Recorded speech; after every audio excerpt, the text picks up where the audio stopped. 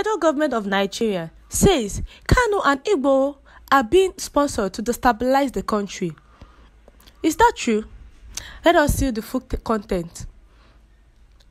Takes place of conference on Friday, 22 October 2021 by the Honorable Attorney General of the Federation and Minister of Justice, Abubakar Malami, SAN, on investigation reports on acts of terrorism and allied offences perpetrated by Ñnamdi Kanu and reports on the sponsors and financiers of Sunday Igboho and associates.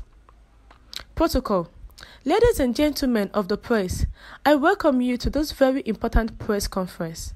As you are aware, Ñnamdi Kanu, the self-acclaimed leader of indigenous people of Biafra, IPOB, has been at the center of a subversive campaign against the Nigerian state. Consequently, Ñnamdi Kanu was arrested on 14 October 2015. He was charged to court for treasonable felony. Among other crimes, he was granted bail by the Federal High Court, Abuja, on 25 April 2017. He, however, breached the bail conditions and fled abroad. While in self-exile, Ñnamdi Kanu intensified his subversive campaign, using online Radio Biafra to instigate violence and incite members of IPOB to commit violent attacks against civil and democratic institutions, particularly the security personnel, Independent National Electoral Commission (INEC), and civilians. He instigated the destruction of public and private properties across the country.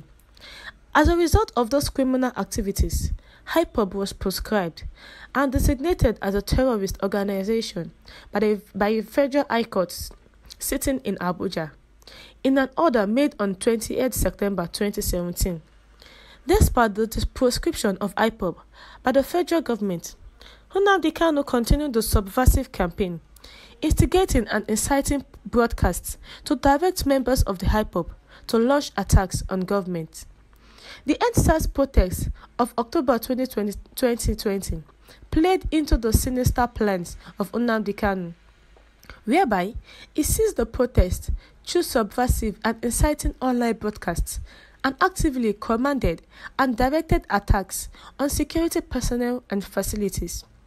As a result of those broadcasts, members of IPOB attacked and killed security personnel and burnt down police stations, correctional centers, INEC offices, bus terminals, the Palace of Oba of Lagos, banks, hospitals, shopping malls, and vehicles, amongst others.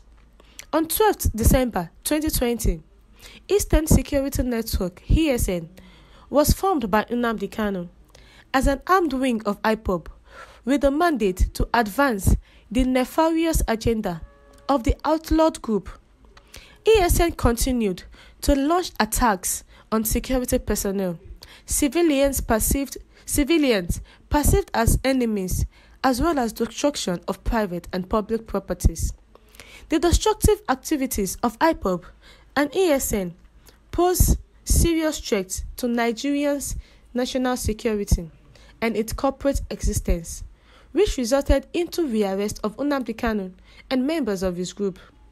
The eventual rearrest of Ñnamdi Kanu in June 2021 and some members of his group led to the inauguration of a presidential ad hoc committee comprising 24 members drawn from 1. Federal Ministry of Justice (MOJ), 2. Federal Ministry of Information (MOL), 3. Nigerian Police Force (NPF), 4. Department of State Services (DSS), 5. National Intelligence Agency (NIA), 6. and 6. Defense Intelligence Agency (DIA).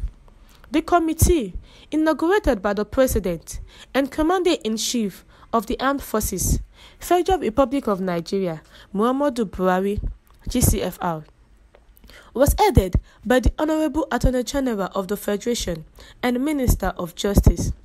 The committee finds as a fact that consequent upon the instigating directives of Ñnamdi Kanu, members of IPOB and ESN carried out massive attacks on democratic institutions, especially INEC facilities. with a view to empowering democratic process in Nigeria. These attacks that were carried out between October 2020 and June 2021 include the following. 1. That acting on the instigating directives of Ñnamdi Kanu, IPOB members and EndSARS protesters attacked and killed many security agents, destroyed several public and private properties, including police stations, public transport buses, and other facilities across the country. 2. That on 21st October 2020, Ñnamdi Kanu, through an online call-in radio program, Radio Biafra, further instigated Biafra members to burn down all police stations and kill government security forces, which was carried out, and several security personnel, especially police officers, were killed and public and private properties destroyed. 3. 175 security personnel were killed by IPOB and ESN, comprising 128 policemen, 37 military personnel, and 10 other security operatives. 4. Killing of prominent Nigerians. Recently, there were gruesome killings of traditional leaders.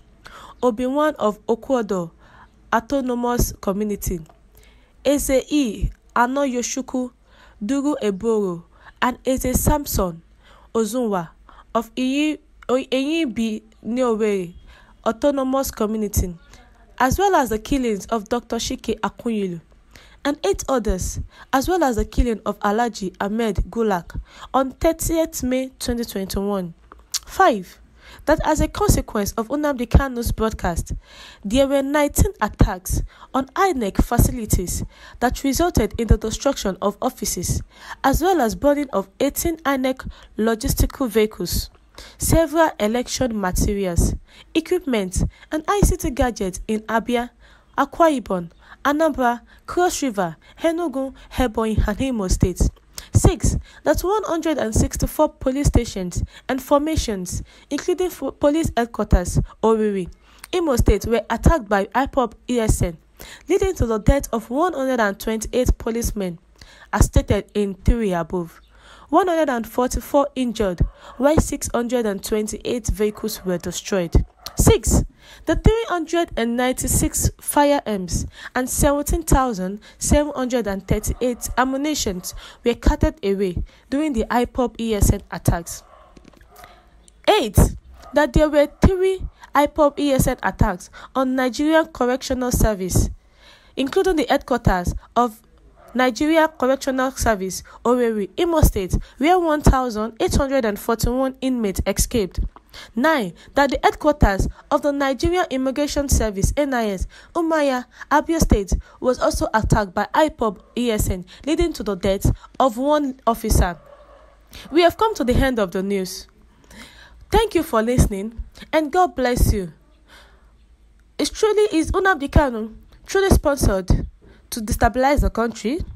Please put down your comments and do well to click on the bell, subscription, and subscribe. Thank you once again, and God bless you.